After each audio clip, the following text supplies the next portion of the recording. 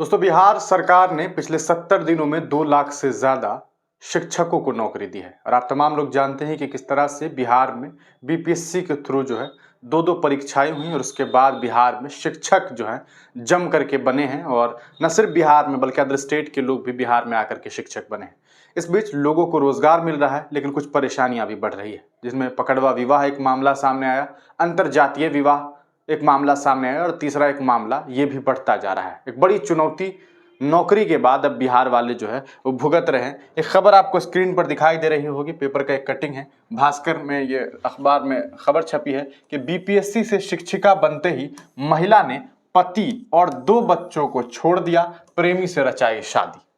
पहले तो आपको बता दें कि इस खबर के बारे में आपको बताऊं, इससे पहले आपको इतना जरूर बता दूं कि मैं किसी महिला के विरोध में ये बात नहीं कह रहा हूँ या मैं फिर महिलाओं को नौकरी मिलने का विरोधी नहीं हूँ। उन्हें नौकरी मिलनी चाहिए, उन्हें आरक्षण मिलनी चाहिए, एक बहुत अच्छी चीज़ है।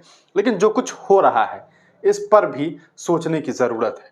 तो क्या मामला है कि बीपीएससी से शिक्षिका बनते ही महिला ने पति और 2 बच्चों को छोड़ दिया है और प्रेमी से शादी रचा ली है।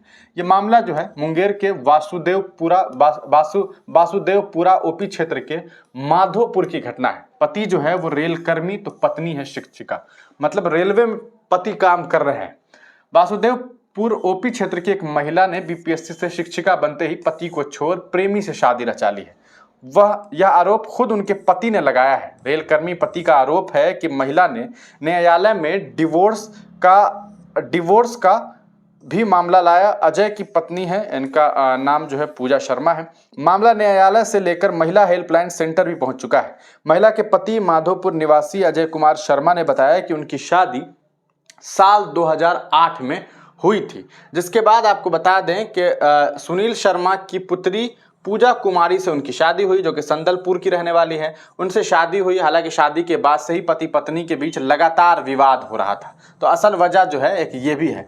पति ने अपनी पत्नी पर आरोप लगाते हुए कहा कि पत्नी का एक अन्य युवक के साथ जो है वो रिलेशनशिप था और एक और आरोप लगाते हुए कहा कि पत्नी का एक अन्य युवक के साथ अवैध संबंध है। आपको बता दें, ये जो अवैध संबंध है पति का, जिसे हम लोग कहते हैं लिव इन रिलेशनशिप, क्या कहते हैं, लिव इन रिलेशनशिप कहते हैं, ये भारत में जायज है। आपको ये बता दें, भारत में ये जायज है। जो भारत की जो सुप्रीम कोर्ट है उसने इसे सही बताया है, जिसकी वजह से वह हमें और बच्चों को छोड़ प्रेमी के साथ रहती है। अच्छा, झगड़ा हुआ, उसके बाद ये जो है अपने प्रेमिका के साथ रहती है। अब जब बीपीएससी से वह शिक्षिका बन गई तो उसने प्रेमी से शादी भी रचा ली।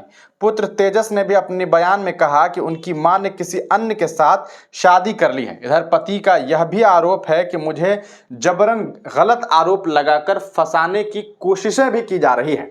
मंगलवार को मैं लोक शिकायत निवारण कार्यालय भी गया, जहां मुझे अपना पक्ष रखने नहीं दिया गया। साथ ही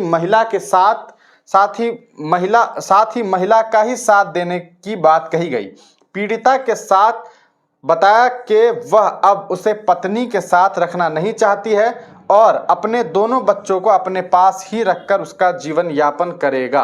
पीड़ित पति ने बताया कि वह अब उसे पत्नी के साथ रखना नहीं चाहती है और अपने दोनों बच्चों को भी वो अपने पास ही रखेगा। तो ये एक बड़ा मामला जो है वो सामने आ गया है और आपको बता दें कि इस तरह के जो मामलात सामने आ रहे हैं, ये लगातार अब इस तरह के मामलात जो हैं वो बढ़ रहे हैं। इधर आप छोटा सा इसमें देख सकते हैं कि अवैध संबंध का आरोप है। पत्नी पूजा शर्मा ने अपने पति पर ही आरोप लगाते हुए कहा, पत्नी पूजा शर्मा ने क्या किया है, अपने पति पर आरोप लगाते हुए कहा है कि उसका घर में ही अवैध संबंध है, जिसकी वजह से वो अपने पति के पास नहीं रहकर मायके में चली गई। अब वह अपने पति के साथ रहना पसंद नहीं करती है।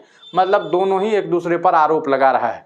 एक तरफ पति है, वो कह रहे हैं कि भैया हमारी पत्नी जो है वो किसी और लड़के से प्रेम प्रसंग करती है, तो पत्नी कह रही है कि उसका घर में ही किसी और से संबंध है। अब पता नहीं किससे संबंध है, तो इस तरह की खबरें अब जो है सामने आने लगी है।